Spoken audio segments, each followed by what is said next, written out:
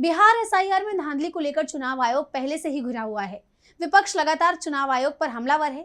इसी बीच एसआईआर की draft voter list के डेटा पर चुप्पी चुनाव आयोग की मुश्किलें और बढ़ा रही है।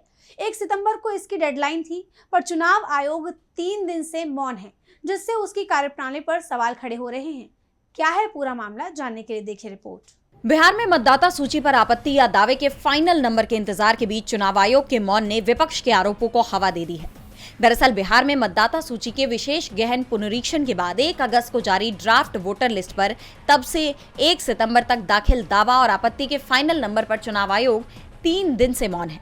आयोग 1 अगस्त के बाद से ही हर दिन दोपहर तक निर्धारित प्रक्रिया के तहत मिले दावे और आपत्ति का नंबर जारी कर देता था। दावे और आपत्ति के लिए पूर्व निर्धारित आखिरी तारीख 1 सितंबर की सुबह 10 बजे तक का डेटा भी आयोग ने जारी कर दिया, लेकिन उस दिन सुबह 10 बजे से 3 सितंबर शाम 5 बजे तक और कितने दावे और आपत्ति दाखिल हुए, इसका हिसाब सामने नहीं आया है, जिसे लेकर विपक्ष अब चुनाव आयोग पर हमलावर है और चुनाव आयोग की कार्यप्रणाली पर सवाल उठा रहा है।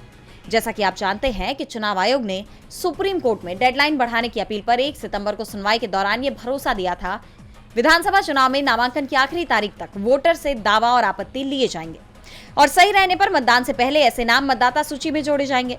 अब ड्राफ्ट वोटर लिस्ट को लेकर 2 दिन से चुनाव आयोग की चुप्पी ने विपक्ष के आरोपों को हवा दे दी है। डीबी लाइव की रिपोर्ट।